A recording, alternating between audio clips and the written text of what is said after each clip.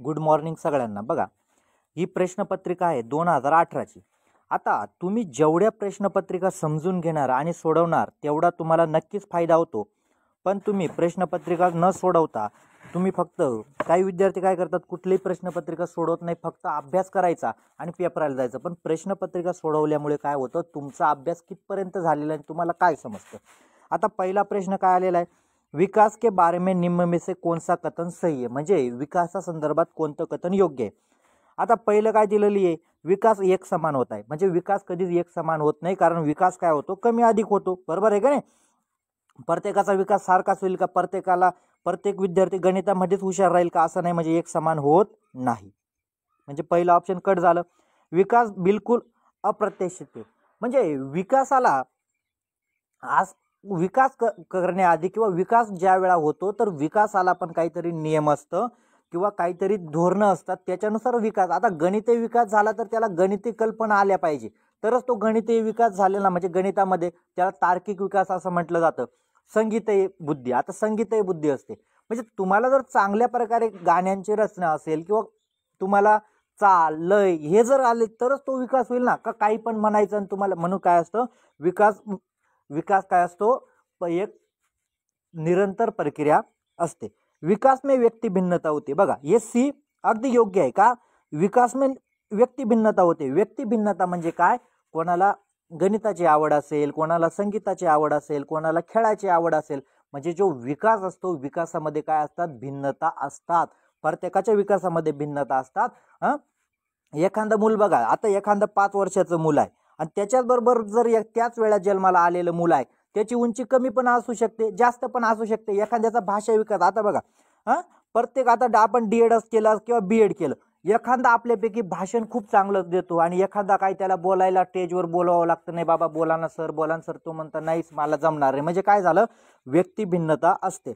विकास विशिष्ट से सामान्य की ओर बढ़ता है, म्हणजे बघा हे पण चुकीचं आहे, का चुकीचं आहे, विकास काय असतो, विशिष्टकडून सामान्यकडे नाही होत, तर सामान्यकडून कशाकडे होतो, विशिष्टाकडे जातो। विकास हा सामान्य, म्हणजे पहिले माणूस सामान्य गोष्टी शिकेल ना, का पहिले आपण सायकल चालवणं शिकवलं मग आपण पायी चालायला लागलो, पहिले आपण पायी चालायला शिकलो म्हणजे चालणं शिकलो, त्याच्यानंतर सायकल चालवली, म्हणजे विकास काय असतो, सामान्यकडून विशिष्टाकडे होतो।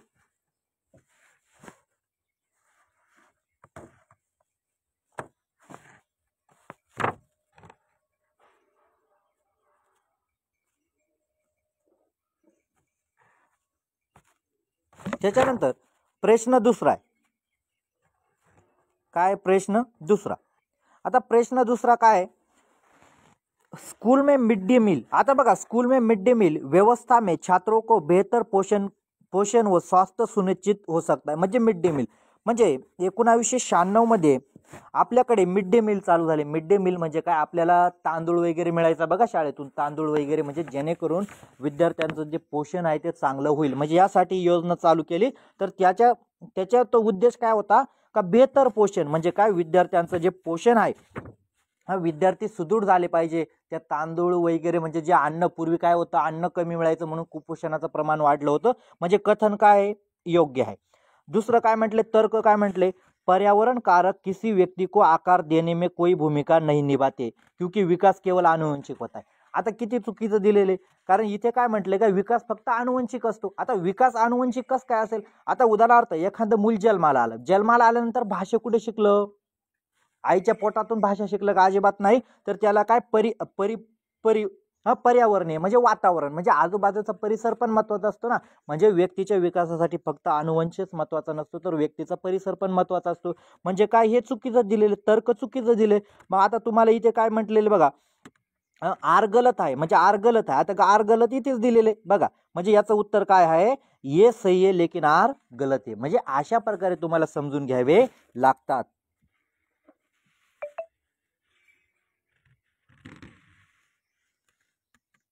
त्याच्यानंतर प्रश्न तिसरा आहे सामाजिकरण। आता सामाजिकरण काय असतं, सामाजिकरणाचे 2 प्रकार पडतात, एक असतं प्राथमिक सामाजिकरण, एक असतं दुय्यम सामाजिकरण, गौण सामाजिकरण पण त्याला म्हटलं जातं।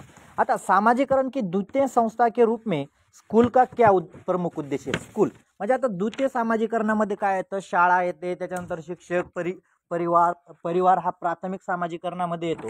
मग हे वेगवेगळे संदर्भ असतात आणि तुम्हाला कोणतं सामाजिकरणामध्ये काय येतं हे पण तुम्हाला लक्षात आलं पाहिजे. आता इथे काय म्हटलंय, द्वितीय सामाजिकरण. आता द्वितीय सामाजिकरणचा स्कूलचा उद्देश काय, म्हणजे शाळेचा उद्देश काय आहे, बच्चे को घर से अलग करना. आता घरापासून मुलांना वेगळं करणं हा उद्देश असतो का सामाजिकरणाचा? तर अजिबात नाही. बरोबर आहे का नाही? असा उद्देश काहीच नसतो. बच्चे की घर सीखे बच्चे घर में सीखे बातों को पूर्ववत करना, म्हणजे मुलं जे घरी शिकलेले आहेत तेच परत शाळेत विचारायचं का, असं पण नाही. बच्चे द्वारा घर में सीखी गई बातों का खंडन करना. खंडन करना म्हणजे एखाद्या परिवारामधून एखादा अनुभव प्रत्येक विद्यार्थी काय येतो, आपल्या घरातून काहीतरी अनुभव घेऊन येतो. पण त्याच्या म्हणजे त्याच्या ज्या भावना असेल किंवा त्याच्या विचारांना जर आपण शाळेमध्ये खंडन केलं का, नाही बाबा तुझ्या घरामध्ये काही पण सांगतात हे महत्वाचं नाही, मग असं जर सांगितलं तर तो विद्यार्थी खरंच चांगला शिकेल का? त्याच्यावर काय होईल, त्याची मानसिकता तुम्ही बिघडवणार, म्हणजे तो तुमच्या बाबतीत योग्य विचार करणार नाही. पण चौथा ऑप्शन काय म्हणते, परिवार का विस्तार जिससे बच्चे की परिचित चीजों से आगे बढ़ाना. म्हणजे जे त्याच्या परिवारामध्ये शिकलेले, म्हणजे परिवारामध्ये त्याला पावसाबद्दल एखादी माहिती त्याच्या आजोबांनी, त्याच्या भावांनी, त्याच्या आईवडिलांनी सांगितलेले, मग त्याला थोडीफार माहिती, मग त्याला शाळेय जीवनामध्ये काय तुम्ही विद्यालयामध्ये अजून थोडी त्याची माहिती द्या आणि त्याचा विस्तार करायचा आहे. काय करायचा आहे? विस्तार करायचा आहे. म्हणजे किती योग्य कथा, म्हणजे याच प्रकारे प्रश्न तुम्हाला समजला पण पाहिजे आणि सोडवता पण आला पाहिजे. त्याच्यानंतर प्रश्न चौथा आहे. प्रश्न चौथा काय म्हणतोय बघा, जीन पियाजे. आता मी तुम्हाला सांगितलं होतं जीन पियाजे हा कधीच तुम्हाला सोडू शकत नाही, 3 ते 4 मार्काला जीन पियाजे येणार. आता जीन पियाजे काय म्हणतो बघा, जीन पियाजे के सिद्धांत में इस प्रक्रिया को क्या कहते हैं, जब बच्चा मौजूदा स्कीमा में संदर्भ में नई वस्तुओं और घटना को देखता है. म्हणजे बघा, आपल्या मेंदूमध्ये एक ज्या प्रकारे मेमरी असते असा एक साठा असतो.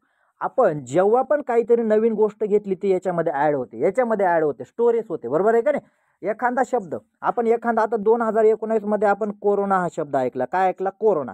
लगेच आपण हा याच्यामध्ये फिट केला कोरोना. म्हणजे या जेव्हा आपण आपल्या स्कीमा म्हणजे ज्या प्रकारे आपला मेंदू असतो त्याच्यामध्ये आपण वेगवेगळ्या घटना आठवतो.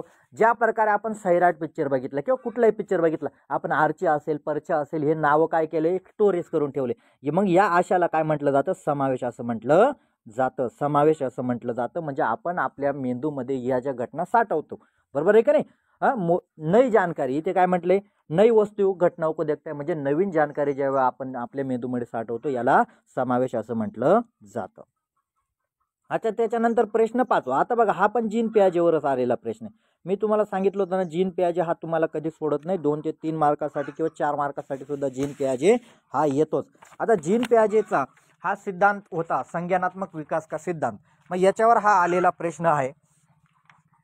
आता बच्चे विभिन्न प्रकार की समस्याओं को सुलझाने के कौशल्य पा लेते हैं, परंतु निगमनात्मक सोच नहीं कर पाते. म्हणजे निगमनात्मक सोच म्हणजे काय? विद्यार्थ्यांना अमूर्त विचार करता येत नाही. म्हणजे बघा, ज्या वेळा विद्यार्थी पूर्वसंक्रियात्मक अवस्थेमध्ये असतो, म्हणजे ज्या वेळा तो 7 ते 11 वर्षाचा असतो, या वयामध्ये काय करतो, तो चांगल्या प्रकारे त्याला समजतं. आता 4थी पर्यंत जे मुलं असतात ना, म्हणजे एखादा चांगल्या वर्गीकरण करायला लागून जातात, त्यांना दिनांक वार सगळं माहीत असतं, पण त्यांना अमूर्त चिंतन करता येत नाही. म्हणजे ज्या गोष्टी आपल्या निगमनात्मक सोच करता येत नाही. निगमनात्मक म्हणजे त्या मुलांना जे आपल्या डोळ्यासमोर आहे तेच शिकवावं लागतं. डोळ्यासमोर नसलेल्या घटना त्यांना कळत नाही. म्हणजे मूर्त संक्रियात्मक अवस्थेमध्ये काय करावं लागतं, मुलांना ज्या गोष्टी समोर आहेत ते करू शकतात. म्हणजे काय, प्रश्नच काय म्हटलंय, बच्चे विभिन्न प्रकार की समस्याओं को सुलझाने का कौशल्य पा लेते. म्हणजे सगळ्या त्यांना म्हणजे वर्गीकरण करता येतं त्यांना, त्याच्यानंतर क्रमबद्धता करता येतं, म्हणजे वस्तूंचा क्रम लावता येतो, वेगवेगळ्या वस्तू करता येतात, पण त्यांना निगमनात्मक सोच करता येत नाही. म्हणजे कोणती अवस्था असते? मूर्त संक्रियात्मक अवस्था असते. त्याच्यानंतर लॉरेन्स कोलबर्ग. आता लॉरेन्स कोलबर्गचा नैतिक विकासाचा सिद्धांत हा दिलेला होता. आणि लॉरेन्स कोलबर्गचा हा नैतिक विकासाच्या सिद्धांतमध्ये त्याने 3 अवस्था सांगितलेल्या होत्या. आणि या आता कोलबर्ग के अनुसार नैतिक विकास में पूर्व पारंपरिक की विशेषता क्या है? पूर्व पारंपरिक. आता पूर्व पारंपरिक अवस्थामध्ये काय म्हटलं जातं? पूर्व पारंपरिक म्हणजे आपल्या समाजाने जे नियम ठरवून दिलेले ना, आपल्या स्वतःला लहान मुलं असतं, आपल्याला काय आवडे, आता लहान मुलाचं सगळं अनुकरण आपण आता एखादं लहान, आपण पण ज्या वेळा लहान होतो तर आपल्या वडिलांना जे योग्य वाटतं तेच आपण करतो. चुकीचं राहिलं तर मग वडील आपल्याला मारतील किंवा काही करतील. याच्यामुळे आपण काय करतो ते करत नाही. म्हणजे या अवस्थेचं काय पूर्व पारंपरिक जी अवस्था म्हटले, काय म्हटले, व्यक्ति अपने कार्यों के परिणाम पर ध्यान केंद्रित करने की बजाय दूसरों की अपेक्षा का बनाए रखने का प्रयास करते. म्हणजे बघा, तुमच्या वडिलांना समजा एखादी गोष्ट आवडत नसेल आणि तुम्हाला ती लहानपणात खूप आवडत असेल, तरी तुम्ही काय म्हणणार, नाही बाबा माझ्या आईला, माझ्या वडिलांना हे काही असलं आवडत नाही. पण ज्या वेळा तुम्ही नंतरच्या अवस्थेत पोहोचणार, तर नंतरून तुम्ही म्हणतात, नाही माझं पण मत आहे, माझं पण जीवन आहे, मला पण स्वातंत्र्य आहे. म्हणून या घटना पण तुम्ही लक्षात ठेवल्या पाहिजे. याचं उत्तर सी. आता बघा वाइगोस्की. आता तुम्हाला सांगितलं होतं ले वाइगोस्की तुम्हाला कधी सोडू शकत नाही. ले वाइगोस्की, जीन पियाजे.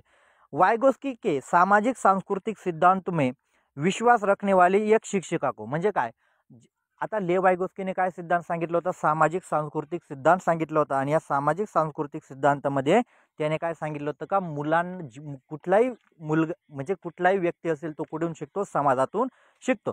आता समाजातून शिकतो, तर मग त्या शिक्षिकेला ह्या सिद्धांत जर समजा तुम्ही वाचला असेल तरच कळाले. त्यांनी काय सांगितलं होतं का, एखादा विद्यार्थी जर कुठे अडखळत असेल म्हणजे एखादं गणित सोडवताना एखाद्या पायरीमध्ये तो चुकला तर काय करायचं, त्याला तुम्ही पाढ द्यायचं. जरूरत पडने पर पाढ उपयोग करना चाहिए. पाढ उपयोग करना चाहिए म्हणजे त्याला थोडीशी मदत द्यायची. म्हणजे आता एखादा मुलाला सायकल शिकवताय, पण त्याचा स्टोल इकडे तिकडे जातोय, मग तुम्ही काय थोड्या वेळ त्याची पांढरी जर धरली तर त्याचा स्टोल बरोबर होऊन जाईल आणि नंतर काय तोच सायकल चालवायला लागेल. म्हणजे टेम्पररी मदत करण्याची आहे. पाढ म्हणजे त्याला आलंबन असा पण पर्याय शब्द दिलेला असतो. जरूरत पडने पर उसे उपयुक्त पाढ देना चाहिए. आता त्याच्यानंतर प्रश्न 8 बघा, ले वाइगोस्की. आता मी तुम्हाला सांगितलं ले वाइगोस्की हे जे असतात ना, हे येतात 12 मार्क देऊन जातात. ले वाइगोस्की के सिद्धांत के अनुसार बच्चों में वयस्कों द्वारा ज्ञान का सहनिर्माण समीपत विकास के क्षेत्र में भीतर जाता है. आता समीपत विकास का क्षेत्र, आता समीपत विकास का क्षेत्र म्हणजे काय राहतं का, माणूस ज्या वेळा समाजात असतो तर त्या समाजात हा केंद्रामध्ये असतो. तर आजूबाजू लोक जे बोलतात ते काय करतात, किंवा काहीतरी जे कला असतात तो शिकत असतो. मग याला काय म्हणतात, मग काय असतं भीतर काय असतं, म्हणजे याला अंदर, म्हणजे जे वयस्क असतात बरोबर आहे का नाही. बच्चे वयस्क म्हणजे काय, ते वयस्कर मंडळी असतील आजूबाजूला, आणि हा जो व्यक्ती असेल, हा जे आपण लहान मुलं असेल ते वयस्क म्हणजे सेंटरमध्ये असतात. वयस्काच्या भूमिका काय करतं, ग्रहण करतं. म्हणजे समीपत विकास क्षेत्रामध्ये मुलं काय असतात, केंद्रामध्ये असतात, आणि ते आजूबाजूच्या आपल्या समाजामध्ये काय घटना घडतात किंवा काय करतात हे ते ग्रहण करतात. म्हणजे अंदर, म्हणजे विद्यार्थी कुठे असतो, अंदर असतो. त्याच्यानंतर प्रश्न 9 आहे. एक प्रगतिशील और बाल केंद्रित शिक्षा के अंतर्गत निम्न में से किसका स्थान नहीं है. म्हणजे प्रगतिशील कक्षा म्हणजे विद्यार्थ्यांना तुम्हाला काय करायचं आहे का, विद्यार्थ्यांची प्रगती करायची. विद्यार्थ्यांची प्रगती म्हणजे सगळे त्यांना अनुभव देता आला पाहिजे. पण किसका स्थान नाही म्हणजे या 4 ऑप्शनपैकी उपयोगाचं काय नाही. आता उपयोगाचं काय नाही म्हणजे बघा, डिजिटल तकनीकों शिक्षण सामग्री का इस्तेमाल. आता हे तर चांगलं आहे का, डिजिटल वस्तू जर तुम्ही वापरल्या, त्यांना जर ऑडिओ असेल, व्हिडिओ असेल हे दाखवले तर ते चांगलं होईल. म्हणजे हे ऑप्शन चांगलं आहे, हे वापरलं पाहिजे. क्रियात्मक खेळ और खोज व अनुभव शिकणे पर बल देणं, म्हणजे विद्यार्थ्यांना जे शिकवायचं क्रियात्मक म्हणजे त्यांना परिचय साहित्य द्यायचं किंवा हाताळू शकतील असे द्यायचे, म्हणजे हे पण चांगलं ऑप्शन आहे. त्याच्यानंतर तिसरं ऑप्शन काय म्हटलंय, केवळ संरचित पाठ्यक्रम समाप्ती पर. बघा म्हणजे काय, एखाद्या आता समजा ठरवलेला असेल 2 महिन्यामध्ये हा पाठ्यक्रम, 3 महिन्यामध्ये हा पाठ, 4 महिने असे जर तुम्ही करायला लागले तर विद्यार्थ्यांचा विकास तुम्ही बघितला नाही. तुम्ही फक्त सांगितलं का नाही मला 6 महिन्यामध्ये अभ्यासक्रम पूर्ण करायचा आहे, म्हणजे हे काय झालं, निगेटिव्ह झालं. हे योग्य नाही आहे विद्यार्थ्यांसाठी. लोकतांत्रिक और स्वतंत्र अभिव्यक्ति के साथ छात्रों को सहभागी करना, म्हणजे काय, लोकतांत्रिक वातावरण जर निर्माण केलं तर प्रत्येकाला विचार मांडण्याची संधी आहे. पण केवळ हे जर तुम्ही लावलं, केवळ हा निगेटिव्ह टॅग ओढत, म्हणजे विद्यार्थ्यांना काय करायचं, फक्त तुम्हाला सामायिक परीक्षेला एवढा पॅटर्न पूर्णच झाला पाहिजे, पण तुम्ही विचार काय केला पाहिजे, त्यांना येतं का, म्हणजे ज्या ठिकाणी केवळ असे टॅग वर्ड येतात हे काय निगेटिव्ह, म्हणजे या प्रश्न किसका स्थान नाहीये, केवळ संरचित पाठ्यक्रम असेल काय फक्त ठरवून दिलेलं आहे तो शिकवायचा असं करू नका, म्हणजे हा विद्यार्थ्यांवर निगेटिव्ह परिणाम होईल, म्हणजे याचं स्थान इथे नाही आहे.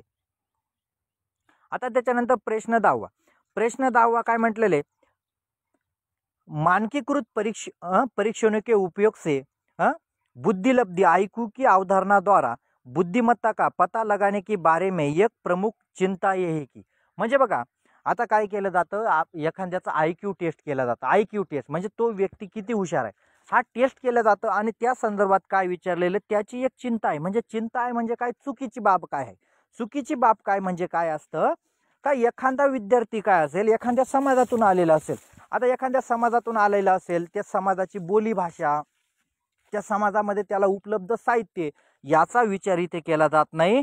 म्हणजे काय केलं जातं, आता उदाहरणार्थ 5वीचा विद्यार्थी तर सगळे महाराष्ट्राचे IQ टेस्ट म्हणजे काय असतं, सगळ्या महाराष्ट्रातील विद्यार्थ्यांना, जे विद्यार्थी हुशार विद्यार्थी असेल त्यांना एकत्र करायचं आणि त्यांच्यामध्ये कोण हुशार आहे याची IQ टेस्ट घ्यायची. मग आता एखादा समजा ग्रामीण भागातील विद्यार्थी हुशार आहे, पण तो काय शहरी भागातल्या विद्यार्थ्यांबरोबर त्याची म्हणजे IQ टेस्ट करायची राहिली. पण नक्कीच या ग्रामीण भागातील विद्यार्थ्यांना सांस्कृतिक पृष्ठभूमी पण महत्त्वाची ठरेल, कारण त्याला एवढे साधनं मिळालेले आहेत का, तरी हुशार आहे तो. पण शहरामध्ये काय असतात, मोठ्या प्रमाणात साहित्य मिळतात, साधनं मिळतात, म्हणून काय असेल संस्कृतीचा पण प्रभाव होतो. हे त्याच्यामध्ये उल्लेख केलेला नाही, म्हणून काय होतं संस्कृतीचा प्रभाव हे लक्षात घेत नाही. त्याच्यानंतर प्रश्न 11 आहे. प्रश्न 11 काय म्हटलंय, शिक्षकों को प्राथमिक माध्यमिक कक्षा में मुद्रित वातावरण नहीं बनाना चाहिए. बघा म्हणजे काय म्हटलेले का, शिक्षकाने काय करायला पाहिजे का त्याच्या शाळेमध्ये, आता मुद्रित वातावरण म्हणजे काय, आपण बघा पहिली दुसरी तिसरीचे वर्ग बघा, याच्यामध्ये काय असतं, अशा छोट्या छोटे पाट्या लावलेल्या असतात, चार्ट लावलेले असतात का त्याच्यावर कविता असेल, जोडाक्षर असतील हे लिहिलेलं असतं. पण इथे काय म्हटलेले, मुद्रित वातावरण नाही निर्माण करण्यात आहे. आणि जर तिसरीचा वर्ग जर मुद्रित वातावरण जर निर्माण केलं नाही तर त्यांना वाचायला काय राहील, फक्त पुस्तकातच वाचायला लावेल का, म्हणजे काय झालं, कथन चुकीचं आहे. त्याच्यानंतर काय, भाषा विकास एक जन्मजात क्षमता आहे. आता भाषा विकास जन्मजात क्षमता नाहीये, कारण बघा एखादा मूल जन्माला आलं म्हणजे जर भाषा शिकूनच येईल का, अजिबात नाही. जन्मजात क्षमता कशाला म्हणतात का, जन्मजात म्हणजे तुम्ही जन्माला आल्यानंतर त्या गोष्टी घेऊनच येणार. कस काय घेऊन येणार, तुम्हाला समाजाचा पण महत्वाचा आहे ना. समाज ज्या वेळेला भाषा बोलेल त्यावेळेस भाषा शिकणार. नाही तर तुम्हाला एखाद्या बेटावर, आता जन्मजात जर क्षमता राहिली असती, आता एखादा अमेरिकेमध्ये जन्माला आला म्हणजे त्याची मातृभाषा इंग्रजी आहे आनुवंशिक, आणि त्याला जर तुम्ही भारतामध्ये घेऊन आलं मग तो लगेच इंग्रजीत बोलेल का, कारण इंग्रजीत बोलेल का, नाही, अजिबात बोलणार नाही. जी समाजामध्ये बोलली जाईल तीच भाषा तो बोलायला लागेल. म्हणजे काय असेल, ही भाषा विकास ही जन्मजात क्षमता नाहीये. म्हणजे काय, दोघं चुकीचे आहे. म्हणून याचं उत्तर काय आहे, ये और आर दोनों गलत हे. म्हणजे याच प्रकारे तुम्ही हे टॉपिक समजून घेऊ शकतात. त्याच्यानंतर प्रश्न 12 काय म्हटलेले बघा, अभिकथन आणि कारकचे प्रश्न खूप येतात तुम्हाला आणि ते बघणं ही काळाची गरज असते. आणि आता पूर्वी काय होतं, सीटेट म्हणजे 2-2, 3-3 प्रश्न द्यायची, तर आता अभिकथन आणि कारकवर कमी जास्त 4-4 प्रश्न किंवा 5-5 प्रश्न पण द्यायला लागले.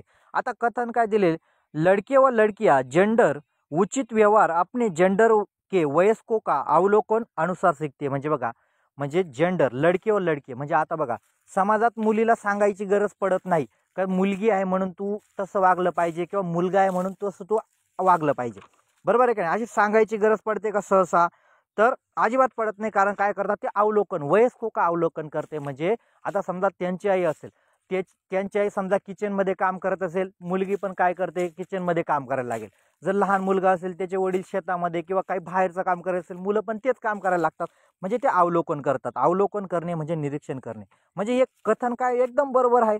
कारण लहान मुलं काय असतात, जेंडर उचित व्यवहार म्हणजे मुलांनी आपल्याला पूर्वीपासून ठरवून दिलेले, मुलांनी बाहेरचे काम करावं, स्वयंपाक असेल किंवा काय असेल ते मुली करतात. म्हणजे काय करतात, हे जे मुलं असतात ते काय करतात, निरीक्षण करतात. वयस्को का म्हणजे जे आपल्यापेक्षा मोठे माणसं असतात त्यांचे निरीक्षण करतात, अवलोकन म्हणतात त्याला, अन्वेषण म्हणतात, आणि तेच करून ते व्यवहार करतात.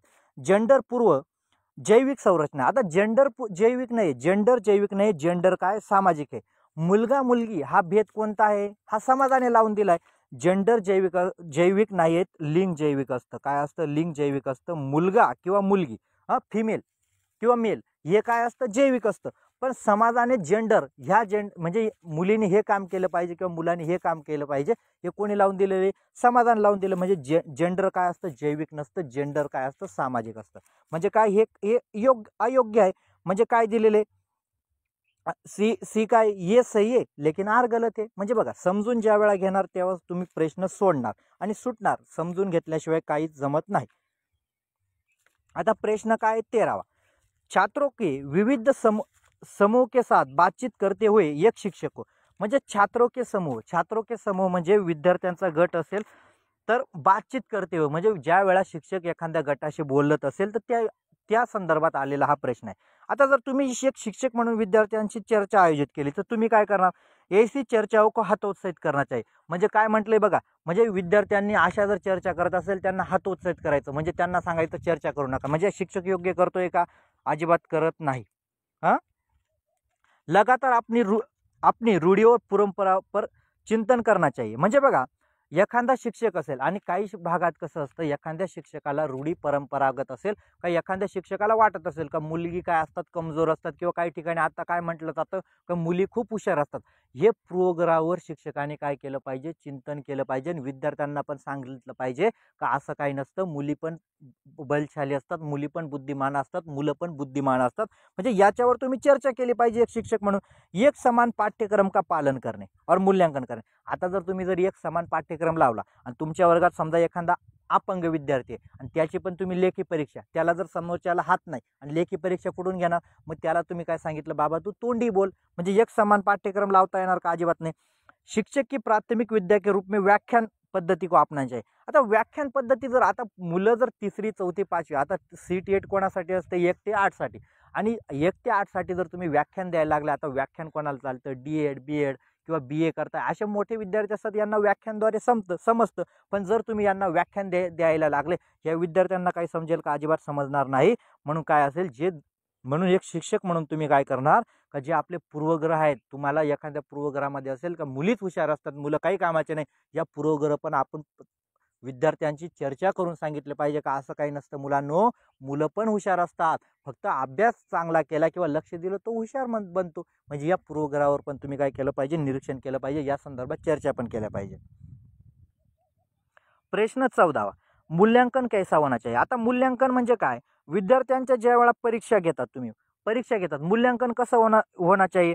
आता बघा, जे निगेटिव्ह आहे मी तुम्हाला काढणं शिकवतं. आता शिक्षक केंद्रित जर मूल्यांकन झालं म्हणजे शिक्षकाला जे आवडतं, शिक्षकाला ज्याचं अक्षर आवडलं त्यालाच तुम्ही मार्क जास्त देणार. असं करणार का? अजिबात. असं केलं तर ते मूल्यांकन योग्य होईल का? अजिबात नाही. योगात्मक व मानकित. आता योगात्मक मूल्यांकन म्हणजे काय? वर्षाच्या शेवटी. आता जर तुम्ही वर्षाच्या शेवटी मूल्यांकन करत बसले आणि एखादा विद्यार्थी त्या पेपराच्या वेळेस गैरहजर असला किंवा तो आजारी असला तर त्याचं मूल्यांकन योग्य केलं का? जर तो वर्गात चांगल्या प्रकारे उत्तर देत असेल आणि तुम्ही वर्षाच्या शेवटी परीक्षा ठेवली, त्यावेळेला तो गैरहजर असला किंवा आजारी असल्यामुळे तो उत्तर देणार नाही, मग तुम्ही त्याचं मूल्यांकन योग्य केलं का? योगात्मक मूल्यमापन म्हणजे काय असतं? वर्षाच्या शेवटी रचनात्मक मूल्यमापन केलं पाहिजे.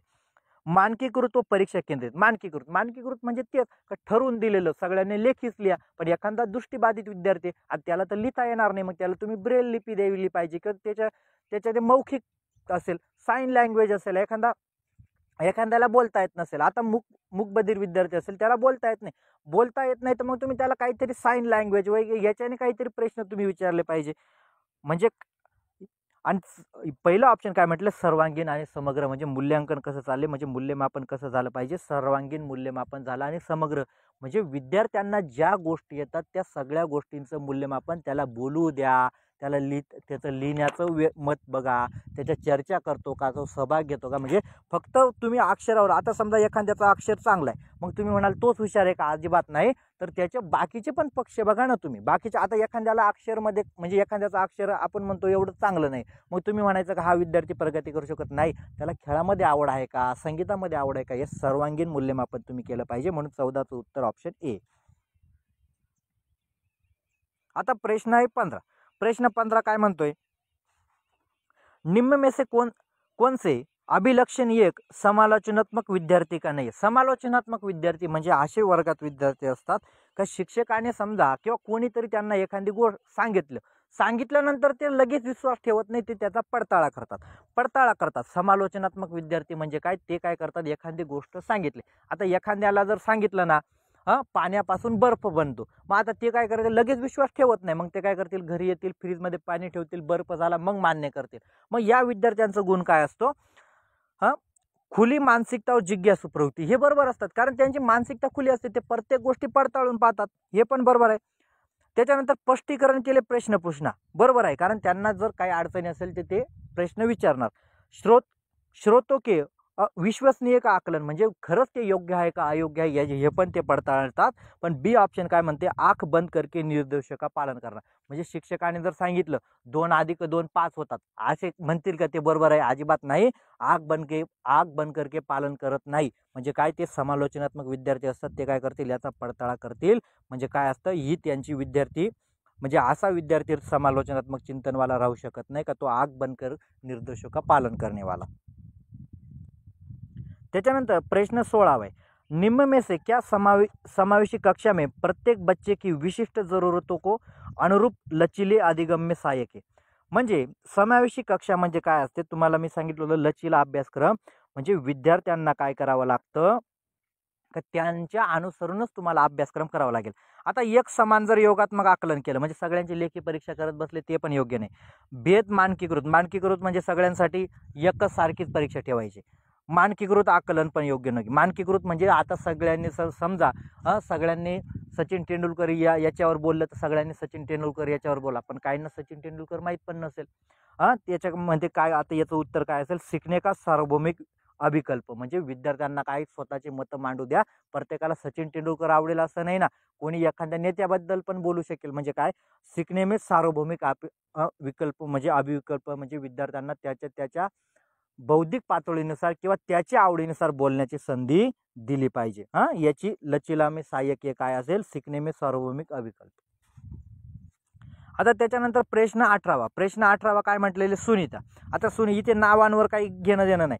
आता नावं काय असतात, नावं फक्त तुम्हाला दिलेलं असतात, नावांवर नाही त्यांचं वर्तन काय दिलेलं हे अभ्यास आहे. सुनीता एक गतिक कार्य को बार बार दोहराती है तथा उसे दोस्त बनाने में कठिनाइयाँ होती है, जबकि वो चीज़ों को बहुत बारीकी से परखने में समझ रखती है. ये किसकी विशेषता का अभिलक्षण आहे. म्हणजे सुनीता नावाची मुलगी आहे. गतिक कार्य म्हणजे तिला कशामध्ये अडचण येत आहे, बोलण्यामध्ये अडचण येत आहे. बोलण्यामध्ये अडचण येतं. दोस्त बनाने में कठिनाई. दोस्त बनाने में कठिनाई म्हणजे बघा, आपण मित्र केव्हा बनतो, आपण जेव्हा त्याच्याशी बोलतो संपर्क करतो तेव्हाच तो मित्र झाला ना. आणि आपण जर त्याच्याशी बोललो नाही तर मित्र होईल का. म्हणजे मग तिला कठीण होते. म्हणजे याला म्हटलं जातं सोलीन विकार. सोलीन विकार म्हणजे काय असतो का, आपल्याकडे पण असे काही मुलं भेटतात त्यांना बोलताना त त त त मे मे मे मे मे म्हणजे काय असतं, एखादा शब्दानंतर दुसरा शब्द लगेच त्यांना तो बोलता येत नाही किंवा तो आठवत नाही, अशा प्रकारे जे असतं किंवा बोलण्यामध्ये अडचण येतात, याला सोलीन विकार असं म्हटलं जातं. आता प्रश्न 19 काय म्हटलेले बघा, कौन सा उदाहरण सहायक तकनीक का इस्तेमाल करके विद्यार्थियों को सुनने में मदत करेगा. आता विद्यार्थ्यांना सुनणे म्हणजे ऐकायला येईल. आता चष्म्यापासून त्यांना ऐकता येईल का, ब्रेल लिपीपासून ऐकता येईल का, छडीपासून त्यांना ऐकता येईल का, पण ध्वनी प्रदर्शन पासून नक्कीच त्यांना ऐकता येईल. म्हणजे विद्यार्थ्यांना ऐकू केव्हा येईल, ज्या वेळा काही एखादा ध्वनी असेल त्याच्यापासून. पण चष्म्यापासून ऐकू येईल का, छडीपासून ऐकू येईल का, ब्रेल लिपीपासून ऐकू येईल का, पण ध्वनी प्रदर्शन त्याच्यामधून त्यांना ऐकू येणार.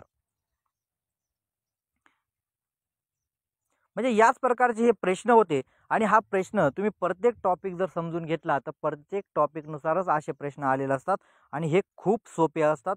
तुम्ही फक्त समजून घेतलं पाहिजे. ज्या प्रकारे मी कसं प्रत्येक प्रश्न तुम्हाला समजून उत्तर देतो त्याच प्रकारे असा जर अभ्यास जर तुम्ही केला तर प्रत्येक तुम्ही उत्तर देताना पण तुम्ही म्हणाल नाही 100% हेच याचं उत्तर आहे. केव्हा देणार, ज्यावेळा तुमचा अभ्यास झालेला असेल आणि सगळं तुम्ही समजून घेत असणार.